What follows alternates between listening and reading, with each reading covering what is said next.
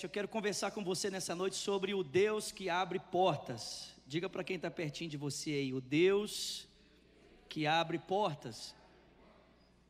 Apocalipse capítulo 3, o verso 7 e 8 diz: Ao anjo da igreja em Filadélfia escreva: essas são as palavras daquele que é santo e verdadeiro, que tem a chave de Davi. O que ele abre ninguém pode fechar, e o que ele fecha ninguém pode abrir. Conheço as suas obras, e eu coloquei diante de você uma porta aberta que ninguém pode fechar. Alguém pode dar glória a Deus por isso? Sei que você tem pouca força, mas você guardou a minha palavra e não negou o meu nome. Amém? Vamos orar?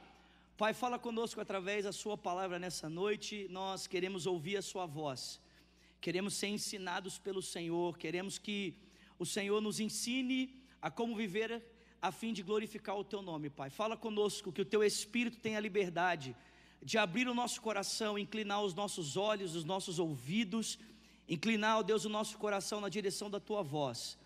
Eu peço também, Deus, que o Senhor use o pregador desta noite com sabedoria e graça para transmitir a tua palavra, que ele tenha a tua unção, que ele tenha simplicidade e ousadia em ser o teu instrumento para falar ao teu povo nessa noite. Eu te peço isso em o nome de Jesus, e quem crê diga.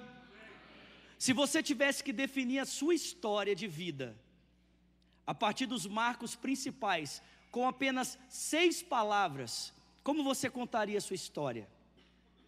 Então vou repetir.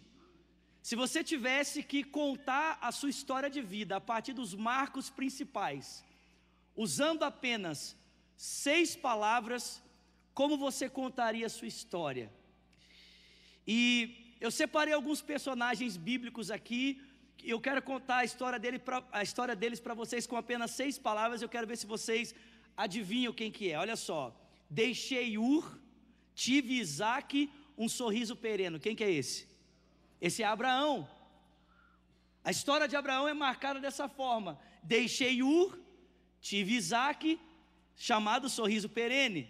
Um outro personagem aqui: abri os olhos, cadê a minha casa? Quem é esse?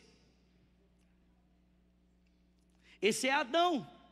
Depois de ter decidido comer do fruto proibido juntamente com a sua esposa, os olhos dele foram abertos. Ele percebeu que estava nu e ele perdeu a sua casa, ele perdeu o jardim. Um outro personagem aqui: o rei esquentou, mas o fogo esfriou. Quem é esse? Esse é Sadraque, Mesaque e Abidnego. O rei esquenta por causa da aparente revolta daqueles 3 amigos, mas a revolta do rei significa a oportunidade de eles viverem um grande milagre, amém? E o último aqui: beleza seduz, Mardoqueu induz, Israel reluz. Quem é esse? É Esther, aquela moça que ganha um concurso de beleza e é levantada por Deus para se tornar o meio pelo qual Deus libertaria o povo daquela trama feita por Mardoqueu. Sabe o que é interessante, gente? É que todos esses personagens que eu mencionei para vocês têm um ponto em comum na história deles. Não importa tanto a diferença das narrativas, como elas são contadas a partir dessas 6 histórias, mas todas elas têm um ponto em comum. E que ponto em comum é esse? É que todas essas pessoas permitiram um dia que a história de Deus fosse escrita na vida deles. Todos esses personagens um dia viveram uma intersecção, um momento em que os planos de Deus se cruzaram com os planos deles, e eles preferiram viver os planos de Deus ao invés de viverem os seus próprios planos, amém? Quando o texto diz para mim e para você que Deus está abrindo uma porta diante de nós, muitas vezes a nossa expectativa é que a porta que Deus está abrindo significa que Deus está nos proporcionando um momento de conforto. Às vezes essa é a nossa expectativa, porque a porta pode significar um lugar de conforto, um lugar de comodidade. Às vezes essa é a nossa expectativa, ou que Deus está nos colocando num lugar tranquilo, seguro, escondido.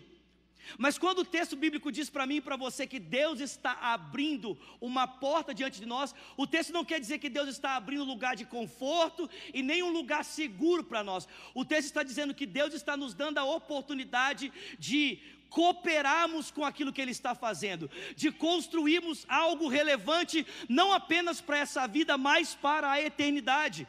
É isso que Jesus está dizendo: eu estou colocando diante de você uma oportunidade de cooperar com aquilo que eu estou fazendo, de cooperar com o meu projeto na história, de viver não apenas marcos que vão tornar a sua história relevante para essa vida, mas que vão projetar a sua história para a realidade eterna. Alguém pode dar glória a Deus por isso? O problema, gente, é que muitas vezes nós não conseguimos perceber essas portas. Muitas vezes nós não conseguimos identificar as portas que Deus está abrindo. E por que não conseguimos? É porque muitas vezes as portas que Deus abre de cooperar com a história dele, elas vêm vestidas de problemas. Às vezes as portas que Deus abre para que a gente coopere com aquilo que Ele está fazendo, elas parecem vir vestidas de dificuldade, vir vestidas de obstáculos, virem vestidas de problemas. Porque foi exatamente isso que aconteceu com Davi, sim ou não? Aquela porta que se abriu para cooperar com a história de Deus, veio vestida para Davi de um gigante de 3 metros de altura que estava há 40 dias desafiando os filhos de Israel. Todas as pessoas olhavam para aquele gigante e o consideravam um bom motivo para fugir. Mas Davi olhou para aquele gigante e considerou uma boa oportunidade para mostrar a fidelidade do Deus de Israel. Vocês estão comigo aqui? Às vezes a gente não quer passar pelas portas de Deus porque elas parecem grandes problemas. Não foi assim com Neemias. O texto bíblico diz que ele ouve notícias do seu povo que está lá em Jerusalém. Muros destruídos, casas destruídas, o coração dele fica angustiado. Ele ora por 3 dias e quando ele vai servir vinho para o rei, o texto bíblico diz que o rei olha para ele e diz: cara, nunca vi você assim. O que está acontecendo? E ele diz: o que está acontecendo é que eu não posso viver essa vida boa e negligenciar o meu povo, negligenciar os meus irmãos. A cidade está destruída, as casas estão destruídas, o pessoal está sofrendo, os planos de Deus não estão cooperando, não estão caminhando aparentemente, e eu preciso fazer alguma coisa. Muita gente preferiria o conforto do palácio do que o desafio da reconstrução de uma cidade. E presta atenção, gente, mais difícil do que reconstruir muro e casa era reconstruir a identidade daquele povo como povo de Deus.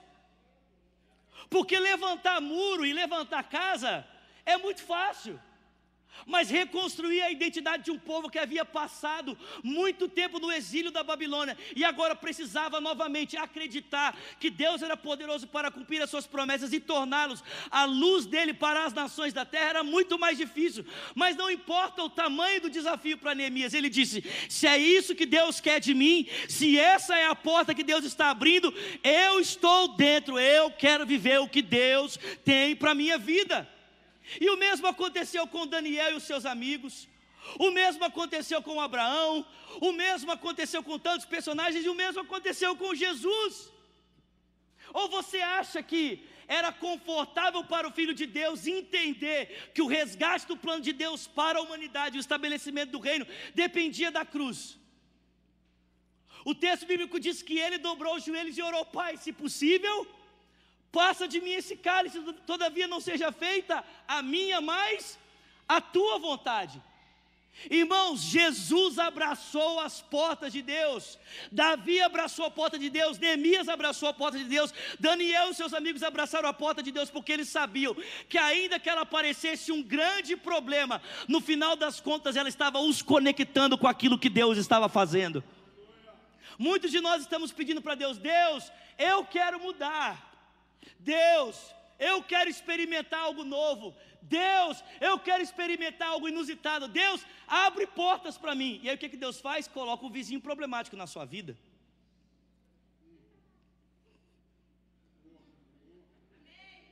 Ou coloca um patrão complicado na sua vida. E aí muitos de nós, ao invés de entendermos que essa é a oportunidade de viver o extraordinário, porque presta atenção, gente, muitas pessoas diante do desafio preferem recuar, mas pessoas que entendem que Deus tem um projeto, olham para os desafios e pensam: é aqui que Deus quer me fazer prosperar e transformar essa realidade. Nós precisamos entender isso. Deus abre portas.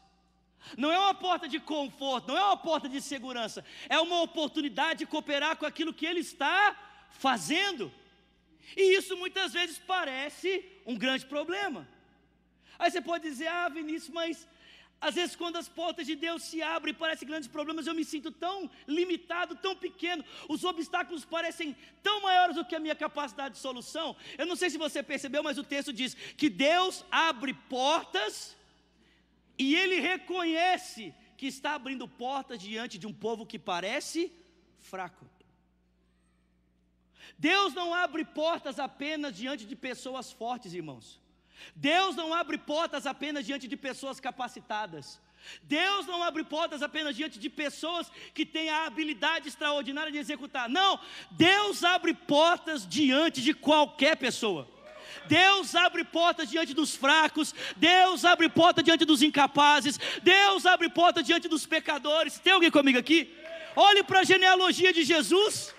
Se você encontrar algum personagem extraordinário ali, por favor, me apresente, porque eu desconheço.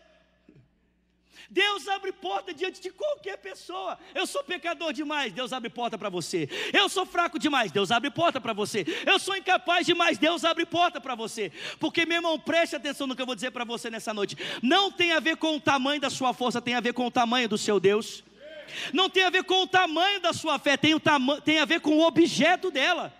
Algumas pessoas pensam assim, eu preciso ter uma grande fé. Meu irmão, não adianta ela ter uma grande fé se ela está no Deus errado. É melhor ter uma fé pequena no Deus certo do que uma fé grande no Deus errado. Mas muitas vezes nós, em função da nossa limitação, em função de olharmos demais. Você já percebeu que na vida cristã você não foi chamado para caminhar olhando para você mesmo? Você foi chamado para caminhar olhando para Jesus. Hebreus capítulo 12 diz, olhando para Jesus, o autor e o consumador da nossa fé. Eu acho que é muito importante nós reconhecermos as nossas limitações, mas quando as nossas limitações se tornam para nós uma zona de fuga, para nós abrirmos mão do que Deus está fazendo, isso é um grande problema. Isso é um chamado à mediocridade. Eu não sei se eu tinha parado para pensar nisso. Tem alguém comigo aqui? Tem alguém me ouvindo aqui essa noite?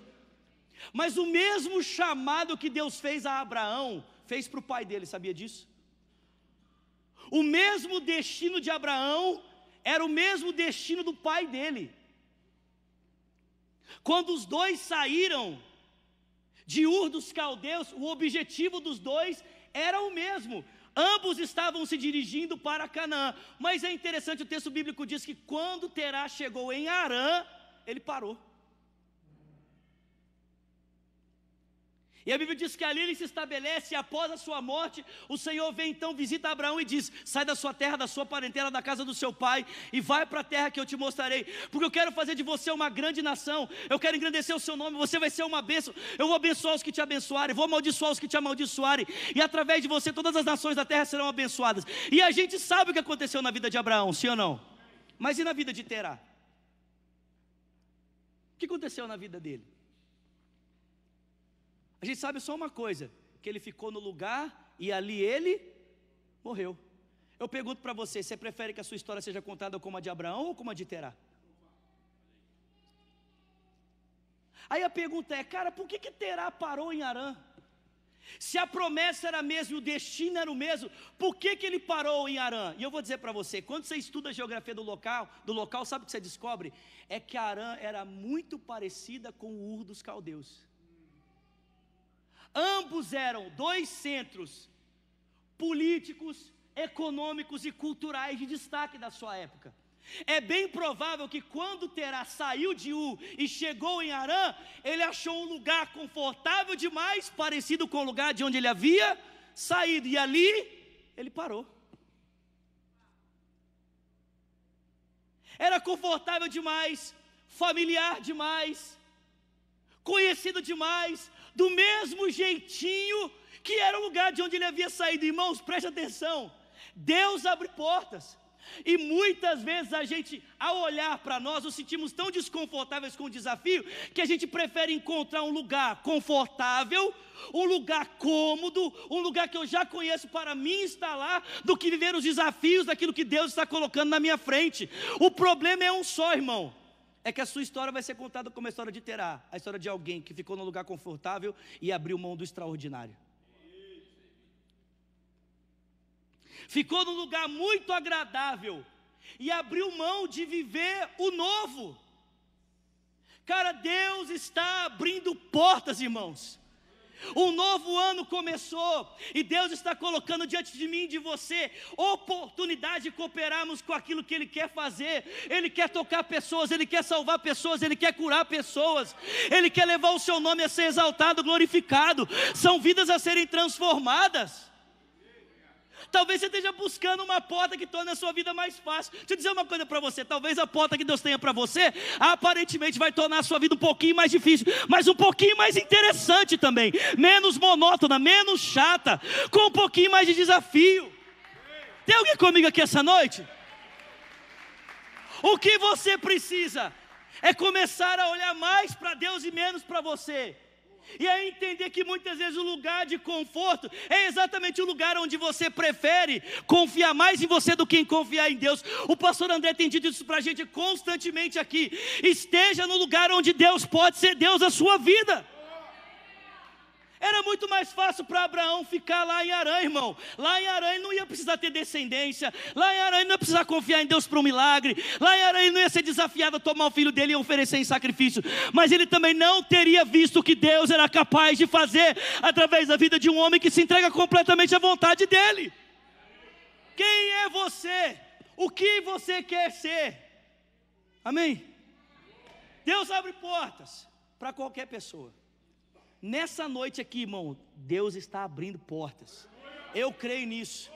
Eu não sei você, mas, cara, dentro de mim, eu não sei te explicar. Se você perguntar assim, Vinícius, explica um pouco mais sobre isso, eu não sei. Mas eu sei porque sei, dentro de mim há uma expectativa no meu espírito para aquilo que Deus quer fazer esse ano. Existe um fogo, existe algo dentro do meu coração queimando para as realidades que Deus quer realizar esse ano. Alguém pode dar glória a Deus por isso? Cara, e eu acho que isso não é só para mim. O que nós precisamos? Nós precisamos passar pelas portas que Deus está abrindo, amém? Diga para o seu irmão, passa pela porta, irmão. Dá uma cutucada nele, se puder, dá um chute também, estou brincando. Fala para ele, passa pela porta, irmão. Aí sempre tem aqueles crentes que falam assim, ah, pastor, mas como saberei eu que essa porta é uma porta de Deus? Porque a gente prefere dar uma desculpa espiritual para negligenciar, para esconder o medo. Sim ou não? Ele prefere ficar espiritualizando, né? Ah, pastor, como saberei que essa porta foi a porta que Deus abriu? Eu preciso orar.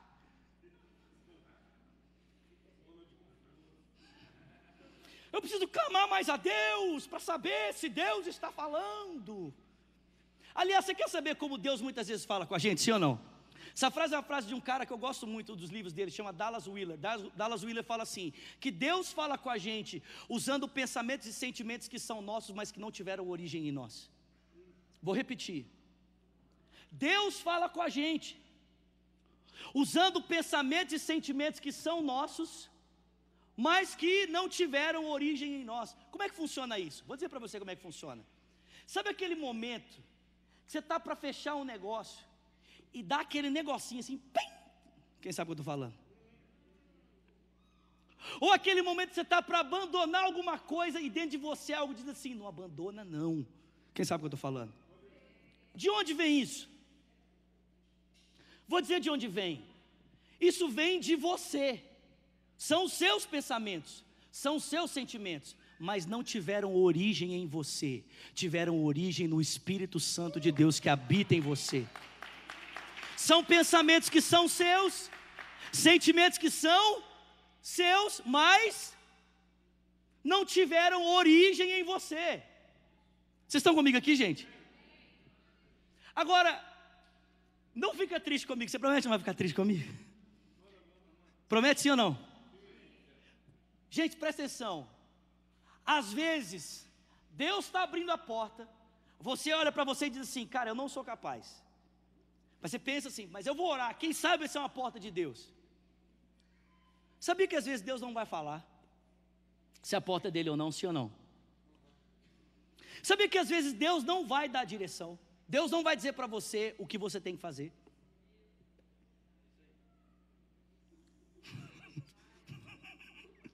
Vocês estão comigo aqui, gente? Como assim, Vinícius? Como Deus não vai falar? A Bíblia diz que Deus fala. Sim, Ele fala, mas existem momentos que Ele se cala. E por que Deus muitas vezes não fala? Por que muitas vezes Deus nos dá a liberdade de escolhermos os caminhos que nós queremos seguir? Em primeiro lugar, quando você toma uma decisão, Deus consegue conhecer um pouco mais o seu coração, porque as suas decisões revelam muito dos seus valores. As decisões que você faz mostram para nós quais são os valores que norteiam a sua vida. Muitas vezes por trás de uma decisão, irmãos, Deus sabe muito ao nosso respeito, e é por isso que muitas vezes Ele não fala, porque Ele quer saber o quanto do nosso coração está comprometido com Ele, e o quanto do nosso coração ainda está comprometido com os nossos únicos sonhos, com os nossos anseios apenas, com os nossos desejos apenas. Por isso que Ele não fala, porque Ele quer nos conhecer. E segundo, sabe por que Deus não fala? É porque tomar decisões implica em maturidade. Tomar decisões implica em arcar com responsabilidades. Sabe por que muitos de nós queremos uma direção de Deus na hora de tomar a decisão?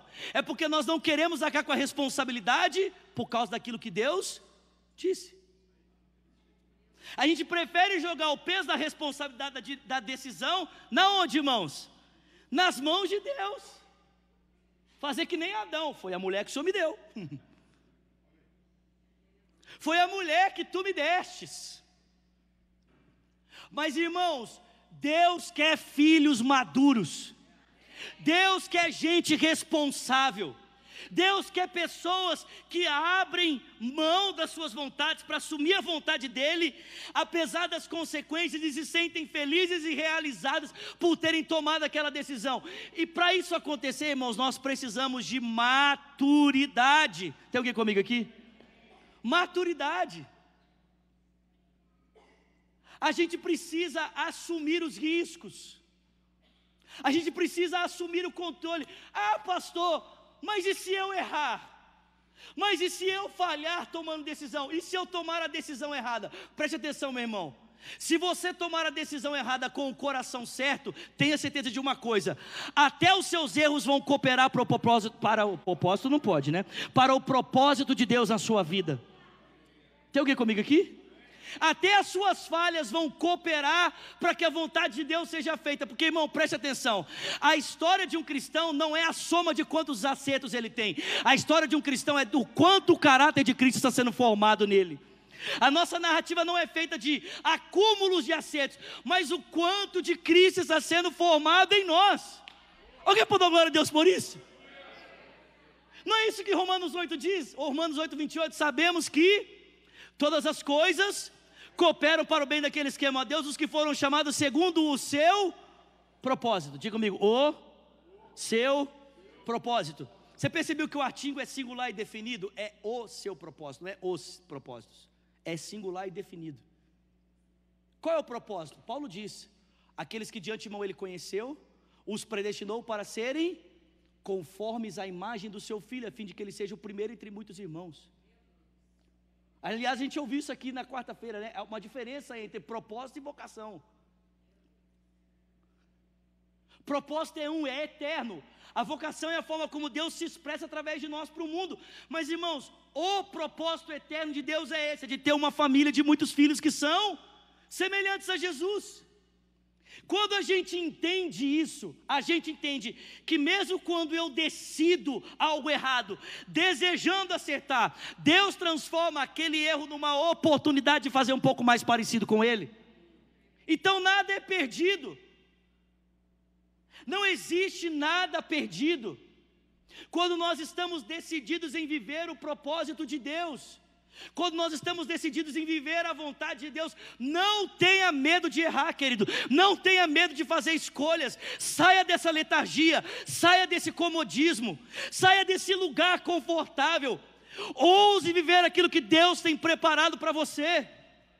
Quantos sonhos e projetos que não estão sendo colocados em prática, porque nós estamos nos escondendo atrás do comodismo e do medo de não termos o reconhecimento que nós desejamos a partir daquilo que fazemos. Mas irmão, presta atenção, não tem nada a ver com reconhecimento e nem com quantas pessoas, mas tem a ver com obedecer aquilo que Ele colocou no seu coração e viver o propósito que Ele tem para a sua vida.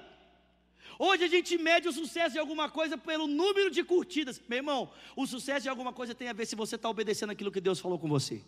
Fidelidade. Fidelidade. Deus abre portas.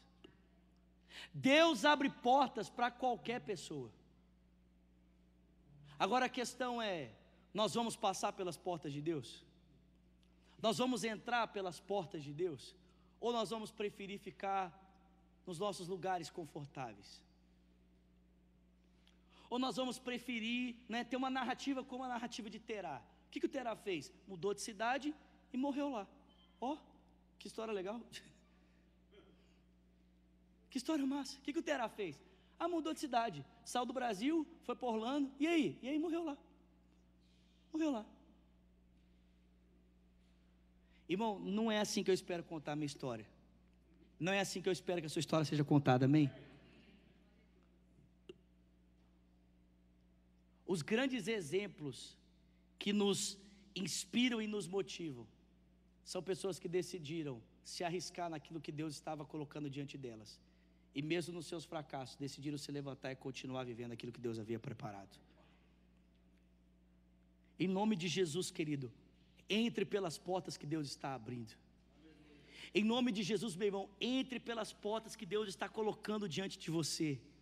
Eu não me sinto capaz para liderar um pequeno grupo. Eu não me sinto capaz para fazer isso. Eu não me sinto capaz para ter uma empresa. Eu não me sinto. Entre pela porta, meu irmão, em nome de Jesus. Entre pela porta em nome de Jesus.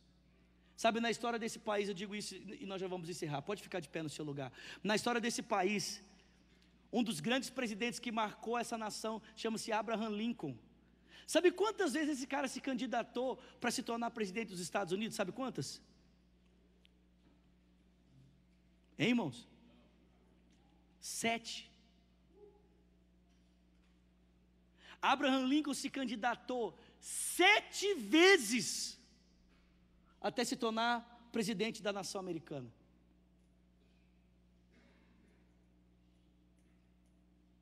Talvez aqui alguns já teriam parado na primeira, na segunda, na terceira.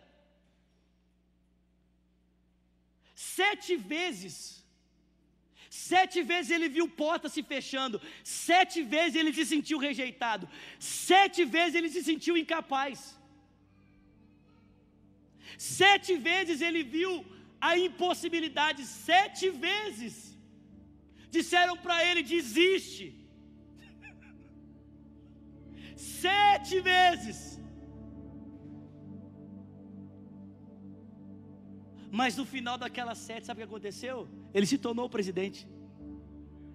E um dos maiores presidentes que essa nação já viu na sua história. Literalmente, Em todos os sentidos. Maior em todos os sentidos. Se você já foi em Washington, você vê um monumento construído por ele. Velho, o cara era gigantesco. Tipo o pastor Leo, assim, Ou tipo eu, assim, só que não.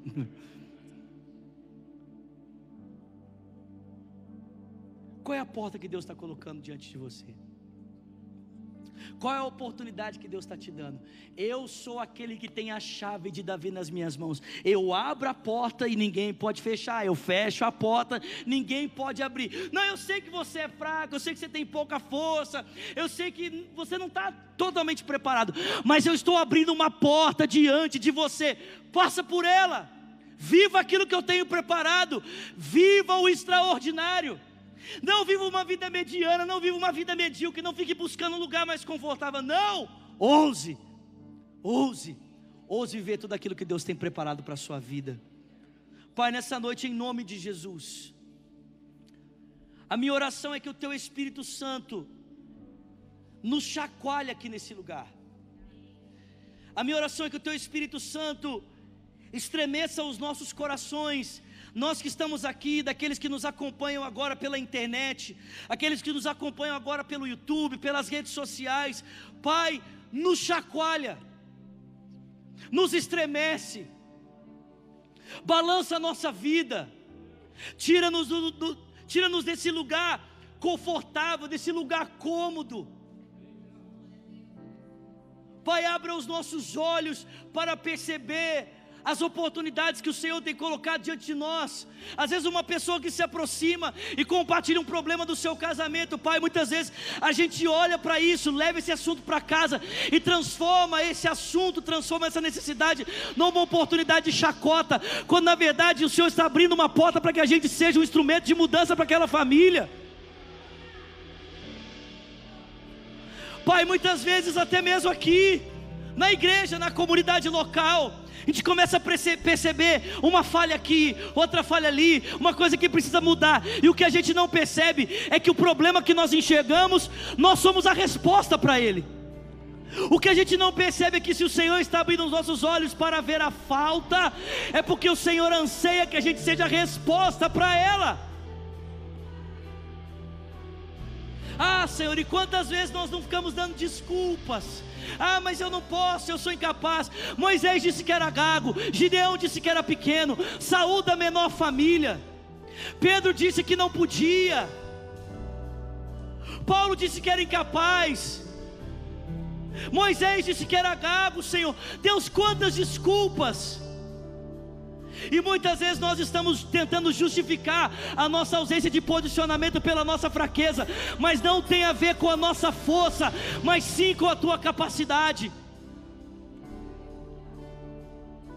Que a gente seja ousado, Senhor, nessa noite, ousado para entrar, ousado para ir além, ousado para dar passos, para tomar decisões, ousar, Deus, mesmo quando a possibilidade da falha está diante de nós, mas confiar na graça, na misericórdia, no poder que se estende, na misericórdia que se estende, para nos colocar em pé novamente, para que a gente possa continuar caminhando e nos tornando pessoas mais parecidas com o Teu Filho Jesus Cristo.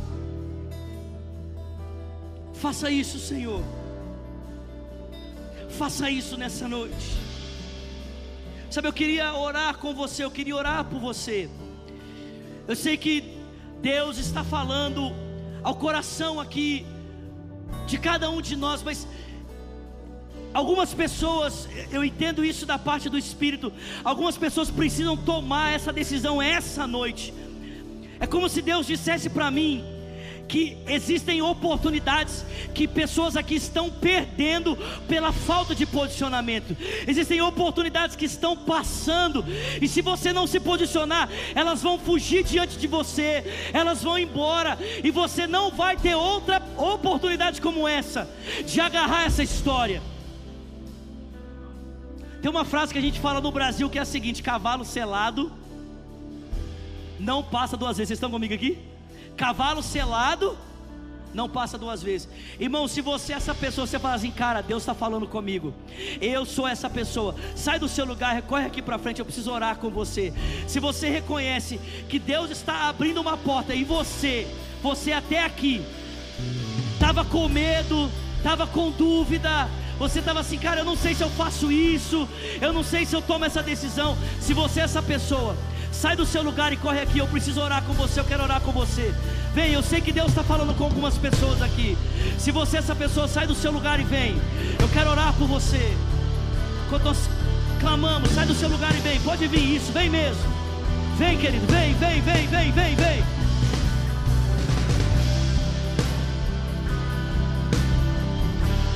Minha vida em ti, tu és meu fundamento, eu vou confiar somente em ti, não vou ser abalado. Diga: eu vou construir, eu vou construir vida em ti, tu és meu fundamento, eu vou confiar somente em ti, não vou ser abalado. Presta atenção. Gente, escuta isso, tem muitas pessoas, talvez aqui ou que nos assistem, que você tem planos e projetos, você está procrastinando a execução deles há anos. E aí você fica dizendo: não, mas eu não tenho recurso, não, mas eu não tenho oportunidade, não, mas isso, não, mas aquilo, mais aquilo, mais aquilo. Deixa eu dizer uma coisa para você. Sabe o que falta para o teu projeto acontecer? Você colocar a cara dele no mundo. Vou repetir. Tem muitas pessoas aqui que o seu projeto não acontece, não é porque falta isso, falta aquilo, é porque você não tem coragem de tirar ele do papel. O Espírito Santo de Deus está dizendo aqui para você nessa noite: até quando você vai deixar no papel aquilo que eu te dei para você entregar para esse mundo? Gente, vocês estão comigo aqui? Tem alguém recebendo alguma coisa aqui? Sabe o que eu fico impressionado? Eu fico impressionado que esse pessoal YouTube, que tem milhões de seguidores, fica postando foto em cima de carro bonito e não acrescenta na vida de ninguém. Esse pessoal que fica cantando música que só atrapalha a vida dos outros, constrói valores negativos. Eles não têm medo de botar a cara deles no mundo, não. Eles não têm medo de colocar as ideias, os pensamentos dele no mundo. E nós que carregamos ideias que podem mudar a vida de pessoas, que podem melhorar a vida de pessoas, que podem revolucionar a vida de famílias, a gente fica perguntando se Deus quer que a gente faça isso. Meu irmão, você ainda não entendeu.